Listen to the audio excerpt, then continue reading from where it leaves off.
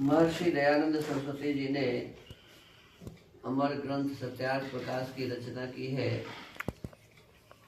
अभी हम सभी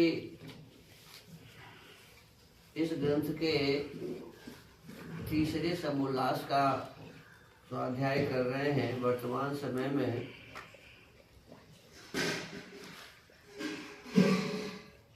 हम पढ़ रहे हैं कि कर्म क्या है। कर्म के बारे में कहा गया कि ऊपर की ओर चेष्टा करना, फिर कहा कि नीचे की ओर चेष्टा करना, फिर कहा कि संकुचित करना और फिर प्रसारण करना, फैलाना, गमन करना अर्थात आना जाना, घूमना। इस प्रकार के जो कार्य हैं इसे कर्म कहते हैं।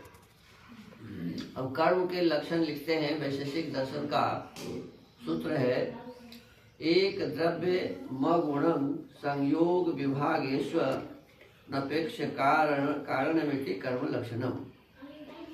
एक द्रव्य में आश्रित गुण का अनाश्रय संयोग और विभागों में अन्य की अपेक्षा न रखते हुए कारण होना, यह कर्म का लक्षण है। अवयवी द्रव्य अपने सारे अवयवों में आश्रित रहता है।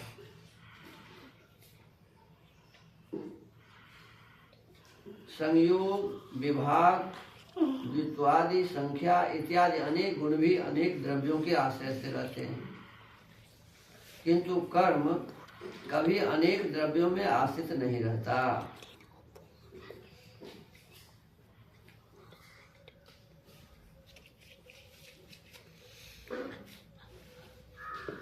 कहते हैं कि कर्म जो है कभी अनेक द्रव्यों में आश्रित नहीं रहता। जैसे उदाहरण देते हैं, जब गाड़ी दौड़ती है, तब गाड़ी में अपना कर्म अलग होता है। गाड़ी जब चलती है तो गाड़ी में अपना कर्म अलग होता है और सवारों में अपना अलग होता है। और गाड़ी में जो लोग बैठे हुए हैं, लोग बैठे होते हैं ना, तो वो भी तो कुछ कुछ करते रहते हैं ना जी। जैसे कोई बैठकर पढ़ते हैं, कोई सोते हैं, कोई बोलते हैं, आपस में बातचीत करते होता है ना बस में ऐसा। तो गाड़ी की गति अलग है और गाड़ी में जो लोग बैठे हैं उनकी गति अलग है।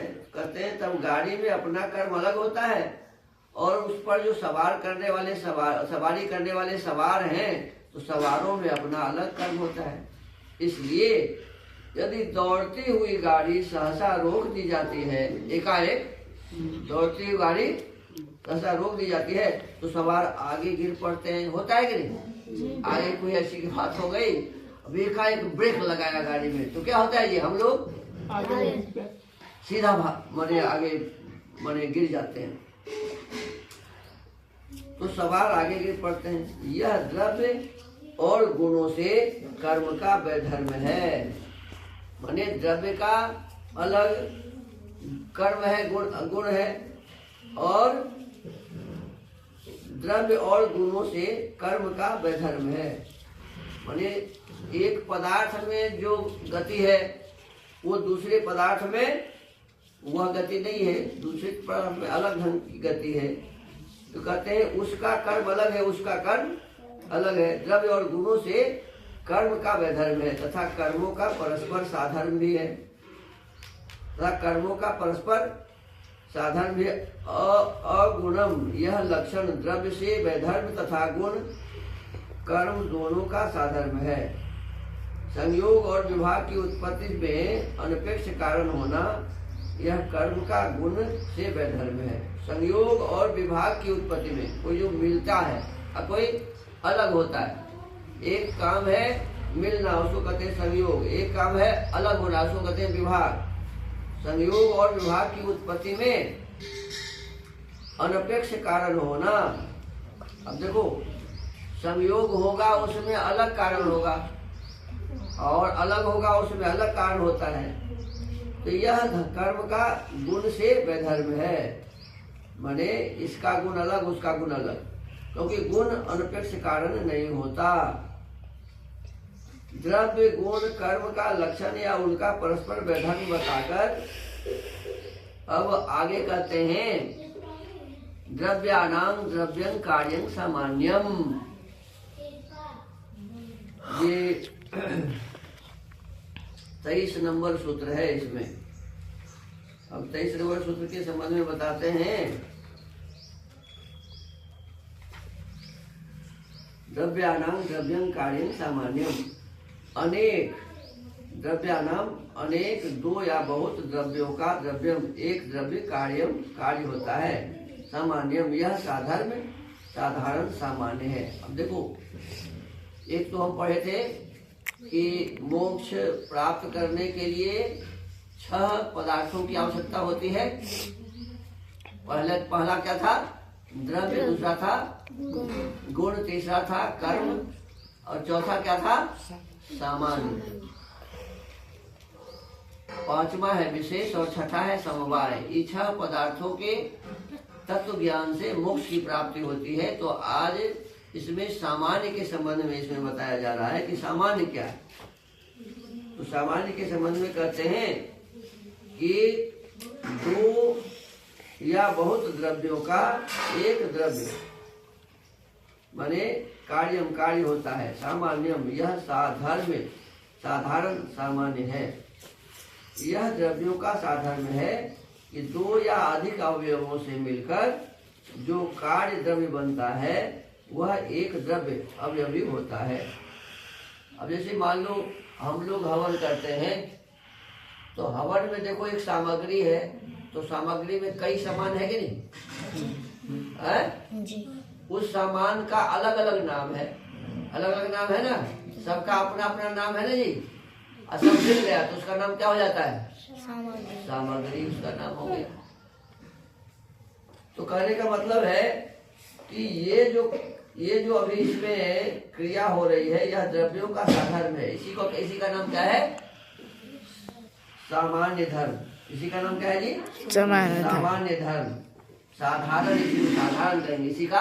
इसको 2 चीज मिलके एक हो जाए तो 2 चीज अलग अलग होगा और एक तीसरा जो होगा उसका अलग ही नाम हो जाएगा। तो इसको कहते हैं सामान्य। 2 अवयवों का गोल कलश, 2 अवयवों का गोल कलश, गेंद, द्वैनुकादि अवयवी बनते हैं तथा बहुत से तंतुओं से वस्त्र या ईंटों से भवन, मृत कणों से कपाल या अन्य पात्र बनता है। अभी मैं बताया कि जैसे सामग्री बन गया, बहुत से बन गया ना। मकान बनता है तो बहुत ईंटों से मकान बन जाता है। केवल ईंटों से ही नहीं बनता है, उसमें बालू भी चाहिए, सीमेंट भी चाहिए। तो इस प्रकार से ईंटों से भवन बनता है, मृत कणों से कपाल या अन्य पात्र बनता है। यह अवयवी द्रव्य अवयवों का ढेर मात्र नहीं होता। यह अवयवी द्रव्य अवयवों का ढेर मात्र नहीं होता, अपितु इसकी स्वतंत्र सत्ता और व्यवहारिकता होती है। जितने भी मकान में पदार्थ लगे हुए हैं उसमें जो कुछ भी लगा है उसका अपना अपना अलग अलग अस्तित्व है। लोक में किसी वस्तु का लाना, ले जाना, उठाना, खींचना आदि व्यवहार अवयवी के आधार पर ही संभव है।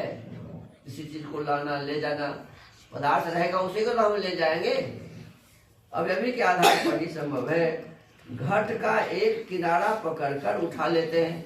घट माने घड़ा, देखा है? घड़ा को कहीं से ऐसे पकड़ के उठा नहीं लेते लोग। घट का एक किनारा पकड़कर उठा लेते हैं अथवा वस्त्र का एक किनारा पकड़कर खींच लेते हैं।